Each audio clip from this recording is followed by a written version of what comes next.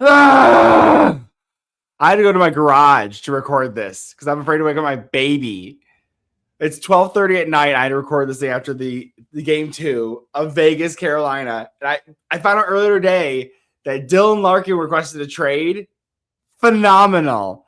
So great. So exciting. This is so good for the Red Wings. Oh, I don't know if you knew this. It was already going to be hard enough for them in the Atlantic Division this year. Now they want to trade their center, which they have hardly any of because Danielson keeps getting hurt. Kasper's underperforming. And then fuck off from there. You got Rasmussen down on fourth line. Like, cool. Like, great. This is bullshit. It feels so soft. Like you're so excited. You're a hometown kid. You get drafted by them. You commit to the long-term deals. You did a 6-year deal after ELC. You did an 8-year deal at the ELC or after your 6-year deal. It's just incredibly frustrating because you said you wanted to win a Stanley Cup here, and now it's like you asked for a trade. My wife got me the Centennial jersey with fucking Larkin on the back because she knew how cool these jerseys were. She's like, oh, you don't have a Larkin jersey yet. Like, you got a Cider. We got a Raven one, too. And it's just like, welcome to Undrafted Hockey Fan Podcast. I'm Brad. I'm typically not in my garage, again, because I usually can stay relatively calm. But I don't know. Like, so there's so many things I want to talk about the Larkin. So it's just going to be a smattering of stuff. I'm going to try and keep it on track as much as possible. Kind of going at fault, right? There's two people at fault here. There is the Yzerman aspect, and then there is the Larkin aspect. Larkin is absolutely, because Larkin asked for a trade, he is absolutely at fault for this too. He hasn't been the point leader on this team. You know, Raymond and DeBrincat beat him out this year. Points per game even too. And by the way, this is not that Larkin's not a good player. He plays power play. He plays penalty kill. He's a very good player. I say he is star adjacent, right? Like, if you have like you have your god tiers, right? Your McDavids, your Draisaitl, all these people like your Kucherovs and everything, and then you're like the next tiers, like you have like your Eichels, your Marners, your maybe Matthew superstar at one point, star, right? Like superstar, star, like these guys that are really good on the team. I think he's like the bottom part of that star area. Like he is a star. Like he made the Olympics team. He had 3.6 games over there. He won a gold medal. Like, everyone talks about how great of a leader he is. And so to me, I've been so frustrated because I'm like, okay, then lead the Red Wings. Like you have a bottom six who is not performing. Lead them to be better. Like, lead them. And so, like, I don't know. Like, to me, like coaches are supposed to squeeze more talent out of guys that like aren't as good as they actually are, right? Like maybe like a 20 point guy goes like a 30 to 35 point guy. Like, to me, that's what the leader should do. Like, your leader should step up. They should bring, anyways. And so I just expect so much out of Larkin, and I think he's more of like a Alexander Barkov, where Alexander Barkov, I don't know, he yells, but it feels like he doesn't yell because he's Finnish, and they're just kind of calm, cool, and collective. But Dylan Larkin just feels like, hey guys, like he like sternly talks to you like a dad. He's like, hey guys, like we really gotta get this thing going. Like you know, like you guys gotta put your best foot forward, and that's just how we gotta get it done and everything. And I'm like, it doesn't fire me up. That's just how it feels. The way you hear him talk and everything. And I just like, I'm ready for Moritz Seider, Captain Moritz Seider. Anyways, so sorry, I'm going different directions. Anyways, so Larkin is not. The team underperforms in the marches. There's been plenty of spots where, especially this last year, I think there was a 9-game stretch and there's an 11-game stretch. In the second half of the year, Larkin had 0 even strength points. And power was great. You need even strength points. Like, you're not going to get those type of chances in the playoffs if you make the playoffs, which Larkin has only made in his first year.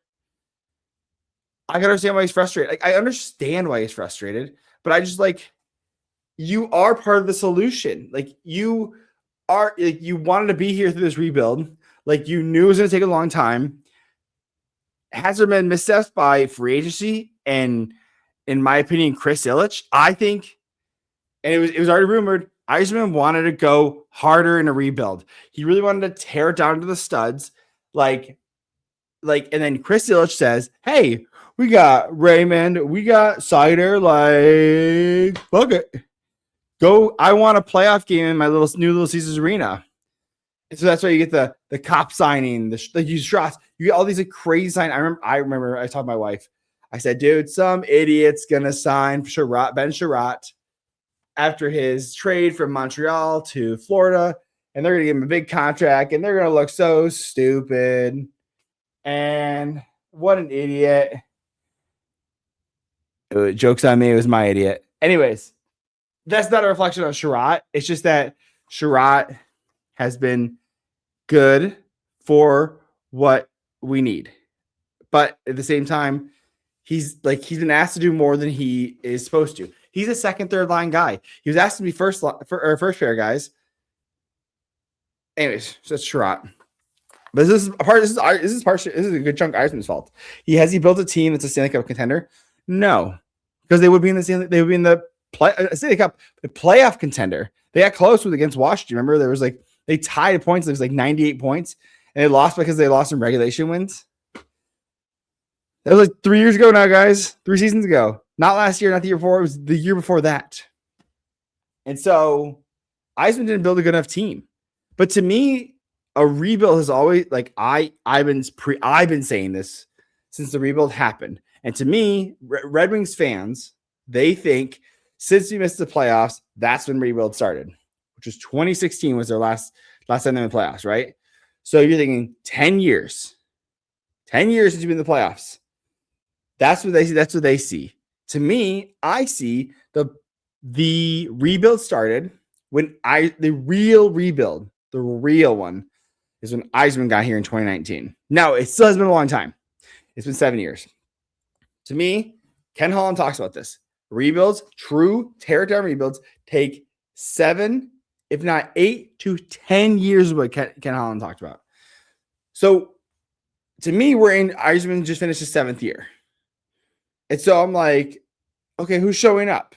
Look at the roster. Who's in the roster? Raymond, first-round pick. Cider, first-round pick. Evanson, first-round pick. Johansson, second-round pick. They had Soderblom, 7th-round pick. You had Casper, first-round pick.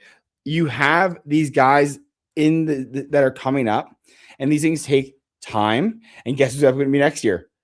Nate Danielson's going to be up next year. Michael Branson-Nygaard's going to be up here next year. Costa, if he doesn't get traded, will be up here next year. If not, Trey Augustin's going to be up there the year afterwards. Or it could be Pastava. There's a ton of guys. There's a ton of talent. And it's just about this freaking patience. Like, we need the patience, and this is what it takes. And you have guys that fill the gap until then, but free agency isn't going to help us. Like who did Ken Holland leave us? Dennis Cholowski, gone. He's in the Islanders. You have Svechnikov, Evgeny Svechnikov, Europe, first-round pick by Ken Holland as well. Joe Veleno, first-round pick by Ken Holland. Montreal, making $1 million a year. 4th liner. Philip Zadina, don't even get me started. Philip Zadina, 6th overall. Could have chose Quinn Hughes. He wasn't on the radar. If they were going to go anything, they would have gone Evan Bouchard. But still great. So you missed on Jolowski, you missed on Zadina, you missed on Svechnikov, you missed on Veleno. And then Yzerman comes in. Sick. I have 4 first-round picks that are busts. I have Mike Rasmussen, a 9th overall pick, who shouldn't have been drafted that high. Let's be honest. A 9th overall pick, still a first-round pick, is a 3rd-line center, maybe, right? And then you have Larkin, who's great. Larkin was great. You trade out Bertuzzi and Hronek, who didn't fit your timelines. I understand that. But to me, Yzerman's done so many good moves. He got a first-round pick for Bertuzzi. He got the first, which got you to Brinkett. Traded a first round pick for Hronik, which got you Axel Sandy Pelika. Like, these things are taking time. And now, yes, and last year he did the Falk trade for a first round pick, third round pick, and Bouchard-Goff, he also moved off a Hall as well. But to me, I'm like, I thought was too expensive. I wouldn't have done a first round pick for Paul Falk, but Larkin said they wanted help. They wanted help, so he went out and got help. The prices weren't great. And so I don't know. And mind you, thankfully the pick wasn't protected. The pick wasn't protected, but still 15th overall, you know. And Michael Branson-Nygaard at 15th overall, so like not bad, right? You know, you can get a good guy. But now, like, it's like now you don't have a first round pick in the draft. You have a general manager or a captain who's trying to is requested a trade, which, by the way, he doesn't need to be traded. It's likely. It's most likely. Elliot Friedman said it was happening. The agent wouldn't confirm it. The team wouldn't confirm it. Eisenman wouldn't confirm it. But if Elliot says it, Elliot Friedman's the number one insider. He's the Adam Schefter of the NHL. Like, if he says it, it's true. And it wasn't supposed to leak out. And supposedly, according to Darren Dreger, this has been in the works for a while. What do you mean a while? Like, it's crazy because to me, like, it's crazy because you're telling me like they were in on Quinn Hughes, but Eisman didn't want to do a deal because he didn't know if there would be an extension or not. And it's like, you're telling me you lost on Quinn Hughes, which would have cost a shit ton. I don't know if I would have said Edmondson out. I would have sent out Axel Sandy Pelika. I would have sent out Danielson, a first round pick, and let's say Trey Augustine or Costa. Like, that's the equivalent picks right there. Maybe NBN is one of those. Swap one of those out. Maybe they don't want Axel, they want NBN instead. But like, you could have got Quinn Hughes, and you could have had a Larkin, who are both Olympians. One's a Norris winner. Like, I don't know, man. I'm so pissed. I'm pissed because it's like, I thought you wanted to be a part of this, man. I thought you wanted to be part of the solution. And I'm just like, I'm mad. Like, I'm mad and I'm disappointed. The team is breaking my heart. Like, this breaks your heart. And the bummer is I got so invested. I was like, okay, Larkin's staying around. We're in this. And I said this. I told my wife this, and I was preaching it before. It was before I had a podcast. I said, I believe you should build around Raymond and Seider. If it truly takes 7 to 10 years to do a rebuild, it's 2019. You should sell Larkin. We're 7 years later, and now your request to trade. And I said this before he signed his 8-year deal. I said, man, they would get so much good value out of a Larkin trading him. And then you can continue to tank harder because there's a guy named Bedard coming up. There's a Fantilli. There's a Leo Carlson. Like, and again, this is a Chris Illich part. I'm saying this is a Chris Illich part. And so I'm just like, I hate that I said this before. I hate that I said that it should have rebuilt. You should build around Raymond and Seider. And it's just, I don't want to be right about that. and I have no proof because I don't think my Twitter was even up at that point.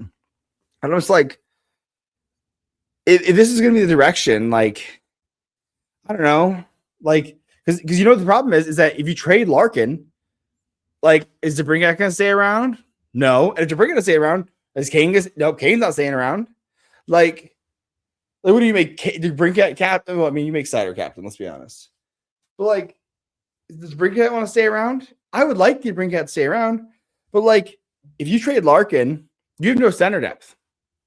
Like, you just don't. Like, who are you going to get back in a package? A prospect? What kind of player are you going to get? You might be able to get a Matt Barzal, maybe. Like, and we can talk about and then I got a couple things I want to talk about with that. I had a couple, like, there's a couple things I want to talk more about it because I'm just like, but we got to do a quick ad break. So let's do a little DraftKings and then we'll be back at it. So right after this.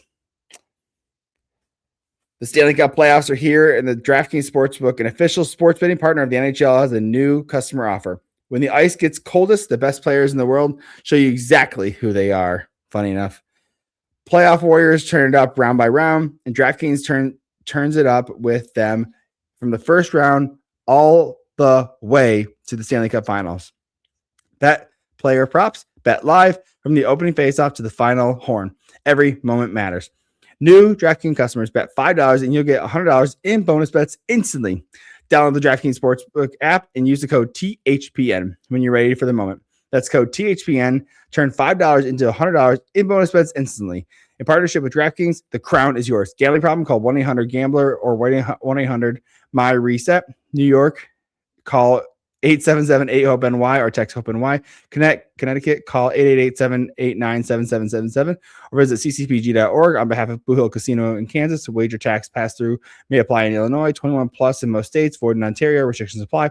Bonus bets expire 7 days after issuance. For additional terms and responsible gaming resources, see sportsbook.draftkings.com/promos limited time offer. And so going back to I'm going to go over some ones that I think, some places I think Larkin can go. But a couple of these things I want to cover. I think Seider becomes captain, like I said before. I said this since like the first season he was here. I was like, man, this guy's got spunk. He's a bit fun. Like he's got good energy. Like he's a top 5 Norris. He was finished 5th in Norris votes this year. Like a true leader and star on the team. That is a star. He'll be a Norris finalist for sure at some point. And so, I mean, if it wasn't based on points, right? But like, he did very well this year because he has the most defensive starts of all the top 5 players. Most defensive starts, least offensive starts of all the top 5 finalists. Funny enough, all those guys beat him in points because they had offensive zone starts. Anyways, again, I think Seider becomes captain. I think that's just inevitable, right? Also, speaking of the Quinn Hughes trades, by the way, if Quinn Hughes was traded to Detroit, he would have played 49 games in the regular season as a Red Wing. In that time that Hughes was traded, Detroit went 23, 19, and 7. And they missed the playoffs by 7 points. So, I mean, clearly Quinn Hughes is going to improve, but like you're basically 500 at that point. Like you're basically 500. You're like a point off from being 500, and that's just not good enough. Like it's just not right. Also, I'm looking at so looking at the Olympic team, right? Larkin, Hughes, Pete Blackburn, Hughes, Larkin, Chucks, Matthews, and Hellebuck. There must have been so many conversations about wanting to trade during the Olympics team. So who's been traded? Matt Chuck's been traded. Quinn Hughes been traded. Like, I mean, we know all the Hughes want to play together. Maybe they want to play in Michigan. Maybe now if Larkin leaves, Hellebuck, he's older. He's 32, 33. Like, does he want to go through the Jets rebuild? Like, are they good enough? Probably not. Like, we talked about Brady Chuck maybe wanting to be traded. I don't know. Matthews, does he want to stick around for whatever's happening? I don't know. Okay, so and looking at their centers, they have Casper, Danielson, Comfer. But like, and to me, like I've been like, hey, the big move you got to make. I don't think you're gonna get Robert Thomas. Like, I did not think you're gonna get Robert Thomas. So I kept saying like, you gotta go Pettersson. Pettersson is like it's expensive. Hell yeah. I don't mind. I mean, I don't like these expensive. I don't really care for the cap. I mean, the cap hit's not great, but the cap hit says, hey, that means you could have to trade less out. Let's say it's Danielson. So what I propose is I said, Danielson, a first-round pick for 2027, William Wallinder, and Michael Rasmussen. And I was like, that would be good. You offload Michael Rasmussen. You get Danielson, who's a young center. You get a first-round pick. Plus you get William Wallinder, who's an expiring contract, but he can play as your 6th, 7th defenseman in the NHL because he's graduated the AHL. Plus, I think it'll also be funny for the announcers in Vancouver to say Tom Willander and William Wallinder. That's funny. That's hilarious. You can use that later. And so I was like, get Pettersson. Like He's scored over 100 points before. Like, it's possible. He did 60 recently. Like, let's see, it's 80, like a point per game. Great. You know, maybe, I don't know. Like, I'm just like, I don't know. Like, so now that now who are you going to sign? What free agent are you going to sign? You're not going to go sign Bobby McMahon now.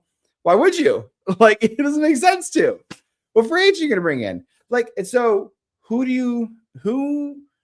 I mean, there's so many teams. Let's be honest.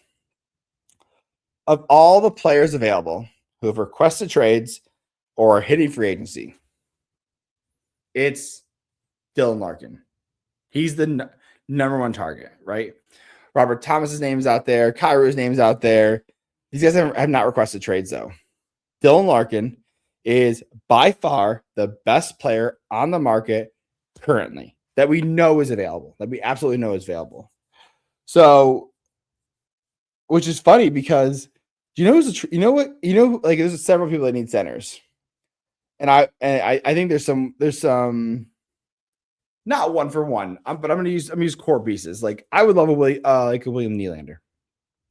I think William Nylander would be great, and we know Larkin grew up a Toronto Maple Leafs fan. That'd be great. I don't think that would happen. I think. Well, and mind you, center position is more valuable, but William Nylander he's even a bigger star. He's up in that star caliber. He's hitting a point per game all the time. But like, who needs a center? Toronto needs a center because now they're getting Gam McKenna. Imagine a 1-2 Matthews Larkin. Be nuts. The other one that's been talked about is Minnesota. Who needs a center? Minnesota. Oh, man, wouldn't that be amazing that Detroit could have got Quinn Hughes and Larkin, and instead Minnesota gets Quinn Hughes and Dylan Larkin. Fuck my life. And so, but the problem is you look at the assets that Minnesota no longer has.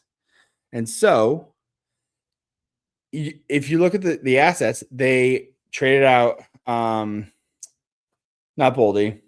They traded out 3 first-round level picks, 3 first-round prospects, and a first-round pick to Vancouver for Quinn Hughes.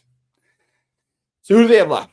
Center, Daniil Yurov. I think they want to keep him, right? Wallstead, so Daniil Yurov, Wallstead, Charlie Stramel. Charlie Stramel played well last year at State. A little older, probably not going to hit. Probably more like a middle 6 guy. Yurov, maybe a second line center kind of guy. Maybe. I'm skeptical of Russians right now. Yes, because of Ukraine. But I'm more skeptical of Russians because I saw what happened with Tarasenko. In my opinion, I thought Tarasenko left the team because there's no Russian connection, right? There's a lot of English speakers, there's a lot of Swedish speakers, and it's hard when you can't speak in your mother tongue. And of course, Russia is incredibly different than English and Russian or Swedish. But mind you, he's been around for a while, so I'm sure he's talked to other guys as well. But it is nice to have someone that you can connect with, like, culture-wise when it comes from there, which is why I think he's thriving in Minnesota, where they have Yurov and they have a couple Russians up there, Kaprizov as well. So that's my theory. So with that, so Minnesota, I don't really want Minnesota's players. Like, I think they're looking to go all in on this era, but I don't think the package is good enough for what Eisman wants. Robert Thomas again. I don't think it's going to happen because Larkin's going to a contender. St. Louis Blues are not a contender. They're on the up and coming. They're not there yet. They have a lot of young players. They're going to be good. One that I do think is interesting is a Montreal. Montreal is one that I think that one can make sense. The hard thing is that one's going to be in your division. And so the price is going to be insane. And I just don't think it's going to happen. Like, I don't see it happening because it's in division. I don't know if Montreal will be willing to pay the price that it's going to take because, like, I'm thinking, like, in my heart of hearts right now, like, I'm thinking if you're going to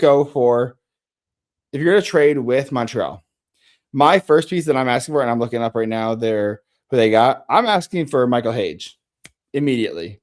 Like, he looks phenomenal. Also, Montreal also has all their first, all their second, all their thirds. Just let you know for picks. Like, I'm asking for at least a Michael Hage, because this is, by the way, this is setting your rebuild back. Let's see, where is Michael Hage? So I know he played well. Maybe he's up in the. Anyways, I'm asking for a Michael Hage. I think that he's going to be way better as like a fit. Like, because at least you're getting a good player, like in the sense that you're getting like, oh, here you go, Michael Hage. He played at U of M, 21st overall in 2024. At U of M, 52 points in 39 games. That's better than what Dylan Larkin did at U of M. So that's a guy that I'm definitely taking in that one. He's play center. He's 6'1", 198 pounds, and maybe a first round pick, and probably something else. Like, but that's, again, this is if Montreal wants him. Yes, Montreal wants him. Imagine a Suzuki Larkin. I think Larkin could score. I've said this before. I think Larkin can score 100 points. I think Raymond can score 100 points. I thought, like, if you get someone on the good left side, you can get Larkin and Raymond up to 100 points if you find someone that's going to be good enough for it. Like, I just believe it. So, I'd go Michael Hage, because he's NHL ready next year. Is he playing first line center? No. It's probably Kopp, Casper. Fuck, it's probably those guys. It's probably Kopp, Comfer, honestly, or vice versa. So Montreal. I think Montreal is a good one for that. Let me know what your thoughts are. Put it in the button down there. Let me know what your thoughts are, because I'm still in a daze in this. I'm like, I just want this thing. Now that I know I feel like it's gonna happen. I kind of want to rip the band, and I just want it over with. Like, Eisman needs to pick a direction. Okay, so we're not done with picking. Who else is a good contender for this? I think someone who would need this is a LA. LA is losing Anze Kopitar. They have Quentin Byfield, but they need another center. So I think a Dylan Larkin would be good for that team. And those are the ones I can think of offhand that I think is going to be the most beneficial. You could do a Matt Barzal trade, but it kind of feels like for like. It's still in the same conference too. Like, I think you want to move them on a conference. Maybe a Dallas Stars could work out, because I know Hintz has been injured before. And your center depth kind of got hurt there. A Dallas Stars could be good. But, like, who do you trade for? Are you going to trade like a Dylan Larkin for a Jason Robertson? No. Like, so, and also, like, Costa's also on the trade market too, supposedly. Frank Saravalli says he's going to go for a second round pick. Just keep Costa if you're going to trade a second round pick. Just keep him. Try him out. You're not getting Jason Robertson. So, like, Avalanche don't need him. Like, I don't think Florida Panthers need him. Again, in division. Tampa Bay doesn't need him. Like, who are these Stanley Cup contenders?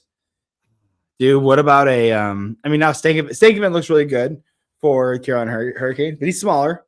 So what about like a Dylan Larkin to Carolina Hurricanes? Still Eastern Conference, but at least it's in your division. Like, and they have plenty of assets. They have so many first round picks, and they have great prospects. But, like, I don't think they have high caliber prospects. They have good prospects, but nothing like I said. I want a Michael Hage. I think that's where I decided right now. I think because Larkin's going to be 30. I'm okay. Because I think Montreal's just better. Like, Montreal's a better pool. They have younger prospects. Like, they're going to be better than you because they were able to take properly and get a first overall pick. And the picks they got are just great. I mean, they did a great job. Ken Hughes did a great job over there. I think a Montreal trade makes the most sense. I think you get the highest value out of it and everything. And I think it's somewhere that Larkin would be willing to go because they're so passionate in that market. I think LA, I don't know if he'd like LA. The other one I had an idea was Columbus. So if I would love it. And Adam Fantilli for a Dylan Larkin, that'd be crazy. But I don't think that's going to happen. So I think you do like a Kent Johnson, first round pick. I mean, like there's a couple of guys you can really get. Oh, Kent Johnson's kind of a distressed asset at this point, but like if you did Adam Fantilli for Dylan Larkin 1-for-1, that'd be sick. But Adam Fantilli is going to be too good. So, but again, Zach Werenski was his roommate at U of M. So, like, is there an opportunity there? Maybe, but I don't know. He just, Norris or Zach Werenski just won the Norris. So, like, best defenseman in the league, no big deal. Like, so, I mean, good for them. It is good for Zach. I'm really happy for him, but I just don't know. Like, it's just kind of like, this is a little bit surreal. But I mean, let's be honest, you got to build around Larkin and Cider. You're trading to Brinkat at trade deadline this year. Maybe you bring back Kane, sell him as a package deal. I don't know. Like, you got enough young guys that you can come up. So, I don't know. Anyways, I think I've done enough. I've done my damage. It's 1:10 in the morning. So, I love you guys. Let me know what your thoughts are. Hit like, subscribe. Are you losing your mind like I am? Because I am. So, I love you guys. Catch you in the next one. See ya.